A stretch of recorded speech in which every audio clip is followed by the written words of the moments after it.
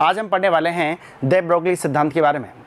जैसा कि आपको पता है कि जब हम पिछली क्लासेस में हमने पढ़ा था कि जो विद्युत चुंबकीय विकिरणें होती है उनकी दो द्वैत प्रकृति होती है, यानी कि एक तो कणीय प्रकृति होगी और एक तरंग प्रकृति होगी। ऐसा क्यों? क्योंकि एक्चुअली होता क्या है कि यदि हम सिर्फ तरंग प्रकृति को लेकर के चलें तो वहाँ पे हमने देखा था कि कृष्णिका विकिरण यानी कि जिसे बोला जाता है ब्लैक बॉडी रेडिएशन या फिर फोटो इलेक्ट्रिक इफेक्ट यानी कि जिसे बोला जाता है प्रकाश विद्युत प्रभाव, ये सब क्या प्रदर्शित कर रहे थे कि जो विद्युत चुंबकीय विकिरणें हैं उनकी प्रकृति कौन सी मेरे भाई? कणीय प्रकृति है।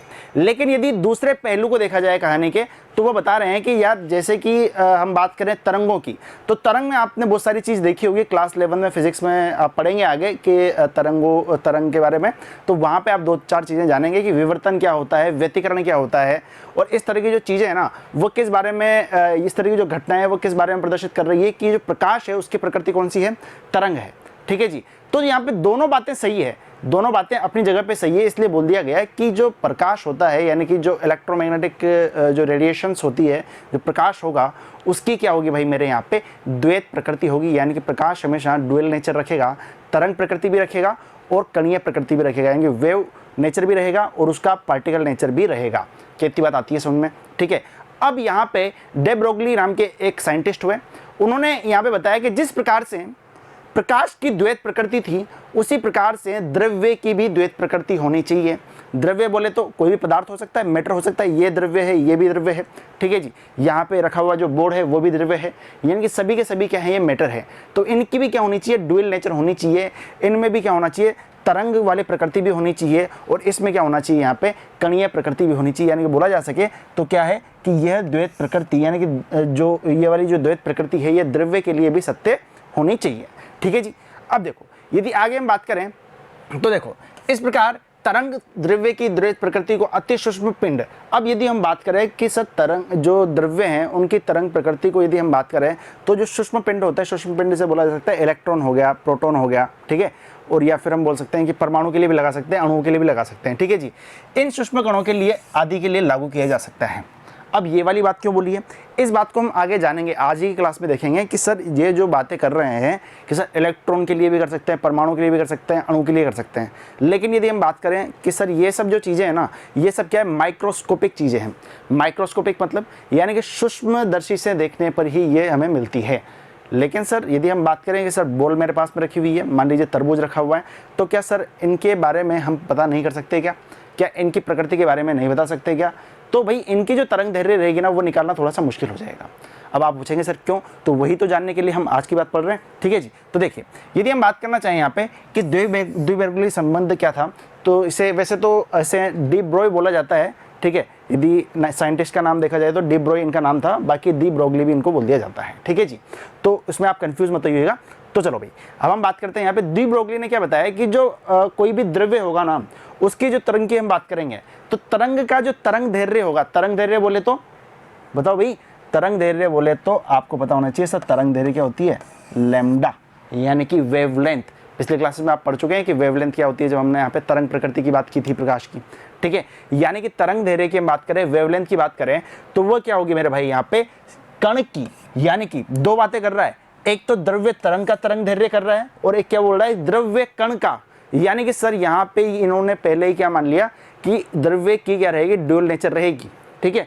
और इस बारे में ही उन्होंने संबंध दिया है, एक तो तरंग और एक कण, दो चीजें ली है और दोनों के बीच में एक रिलेशन निकाल दिया। यदि हम कण की बात करेंगे तो कण में क्या निकल के आएगा? कोणीय संवेग जो रहती है वो कण की राशि रहेगी। ठीक है।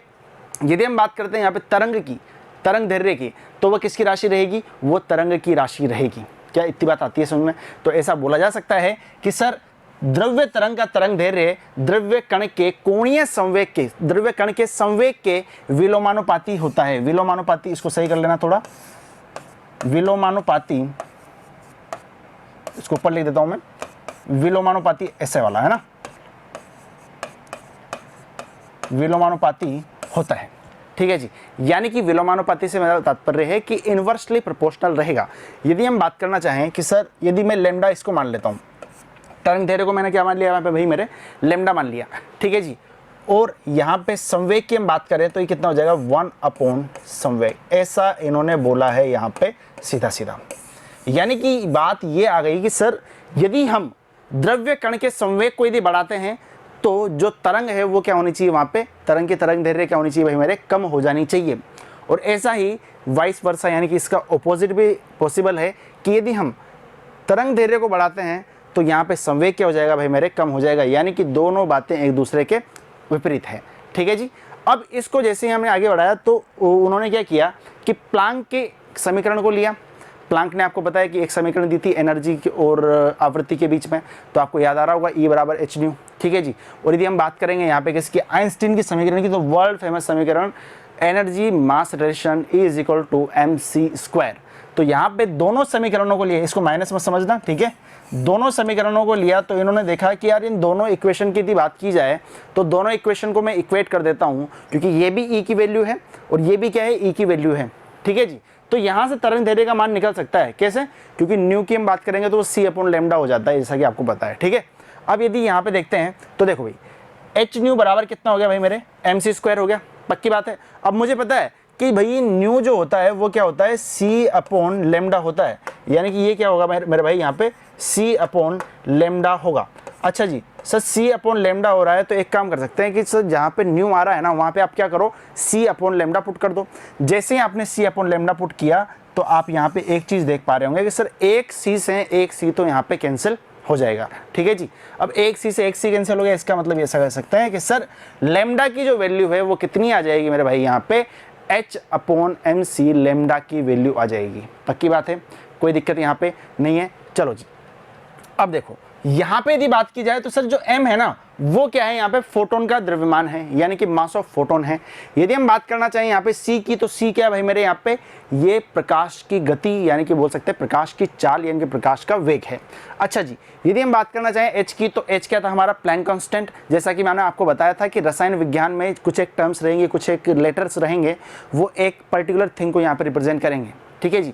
यानी कि हम स्मॉल h की बात करें तो वो किससे रिलेट होगा, तो आप बोलेंगे सर वो प्लैंक कांस्टेंट से रिलेटेड है। ठीक है जी। अच्छा जी, अब आगे बढ़ते हैं। अब जैसे कि हम देख पा रहे हैं यहाँ पे कि लैम्डा इज इक्वल टू कितना आ गया, h/mc हो गया। लेकिन ये जो था ना, यहाँ पे हम किसकी बात कर रहे थे, प्रकाश की बात कर रहे थे। ठीक है। अब प्रकाश की बात कर रहे थे इसलिए हमने क्या किया था, यहाँ पे प्रकाश का वेग डाला था, यानी कि λ/mc, c क्या प्रकाश का वेग। लेकिन यही बात यदि इलेक्ट्रॉन के लिए, प्रोटॉन के लिए, सूक्ष्म कणों के लिए यदि बात की जाए तो क्या यहाँ पे हम c को हटा करके उन पार्टिकल का वेग लिख सकते हैं क्या, जो इलेक्ट्रॉन्स, जो प्रोटॉन्स दौड़ रहे हैं, जैसा कि पता है कि अणु हो गया, परमाणु हो गया, उनके वेग को यदि हम c की जगह पुट कर दें तो क्या मेरी बात बन जाएगी। तो उन्होंने क्या किया, इसी को ही वापस से क्या किया, यहाँ पे इसी को थोड़ा सा और सरल करके एक काम कर दिया कि सर लैम्डा वैसा ही रखो, h वैसा ही रखो, m वैसा ही रखो, सिर्फ यहाँ पे ये वाली चीज़ चेंज कर दो, क्योंकि पहले तो प्रकाश की बात कर रहे थे इसलिए प्रकाश का वेग आ रहा था। अब हम बात कर रहे हैं किसकी, परमाणु कण या कोई सा भी जो मान लीजिए अणु हो गया, इलेक्ट्रॉन हो गए, सूक्ष्म कणों की बात कर रहे हैं, सीधी बात बोले तो। ठीक है। तो यहाँ पे हम क्या करेंगे, सिर्फ उन्हीं का हम क्या रखेंगे, यहाँ पे वेग रखेंगे। अब जैसे हमने देखा कि इनका वेग रखा जाए तो हमारे पास में यहाँ पे एक बात आ गई कि सर h/mv।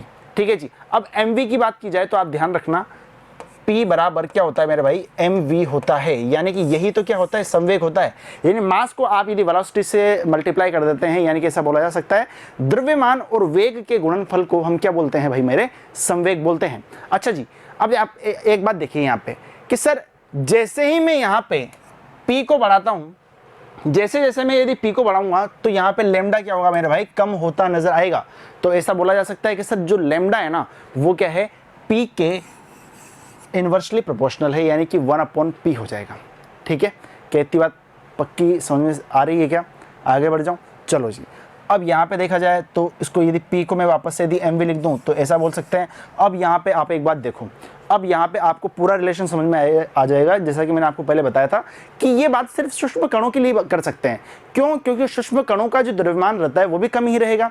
यदि मैं बात कर लेता हूँ बड़ी सी बॉल रखी हुई है, उसका मुझे तरंग दैर्घ्य निकालना है, तो आप देखेंगे कि यार सर यदि बड़ी बॉल की हम बात करेंगे ना, तो मान लीजिए आपने 5 किलो यहाँ पे रख दिया। ठीक है जी। मान लीजिए सपोज आपने m बराबर एक बार तो 1 रखा और m बराबर आपने यहाँ पे 5 रखा, तो किस जगह पे तरंग दैर्घ्य का मान ज़्यादा आएगा, तो आप सीधा सीधा देख सकते हैं कि सर m का मान जितना कम होगा तरंग दैर्घ्य उतनी ज़्यादा आएगी, और जितना ज़्यादा हम m लेंगे यानी कि द्रव्यमान जितना ज़्यादा होगा तरंग दैर्घ्य निकालना थोड़ा सा उतना ही टफ हो जाएगा, यानी कि वो थोड़ा सा दिखेगी नहीं। ठीक है। तो ऐसा बोला जा सकता है कि सूक्ष्म कणों के लिए जिनका द्रव्यमान क्या होता है, सूक्ष्म होता है, यानी कि इलेक्ट्रॉन की बात कर सकते हैं, परमाणु की बात कर सकते हैं, यहाँ पे हम अणु की बात कर सकते हैं, इन सब की बात कर सकते हैं। लेकिन यदि मैं बात करूंगा किसी बॉल के लिए तो वहां पे थोड़ा सा निकालना मुश्किल है। ठीक है, अब वो कैसे, ध्यान देखना। अच्छा, इस बात को आप ध्यान रखें, अतः गतिशील द्रव्य कण के द्रव्य तरंग की तरंग दैर्ध्य उसके संयोग के संवेग के विलोमानुपाती होती है, विलोमानुपाती होती है। इसको फिर से सही कर लें, ये वही लिखा हुआ है, विलोमानुपाती। ठीक है,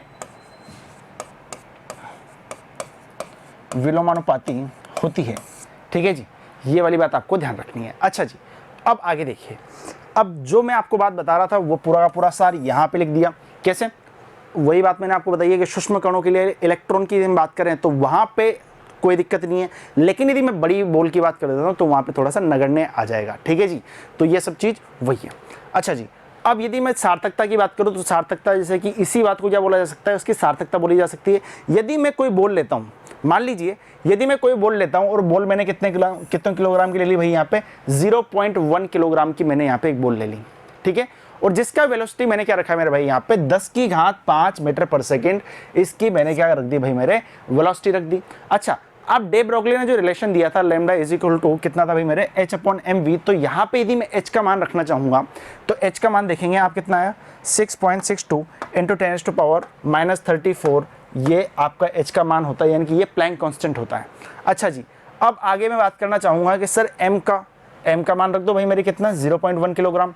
अच्छा जी, अब यदि मैं बात करूँ यहाँ पे कि सर जो v है ना, वो v क्या है, उस पार्टिकल की, यानी कि पार्टिकल कोई सा भी हो सकता है। अब हम जो बॉल है उसको भी पार्टिकल लेके चल रहे हैं। ठीक है, यदि हमने बड़ी बॉल की बात कर ली तो हम यहाँ पे क्या करेंगे, उसका वेलोसिटी रख देंगे।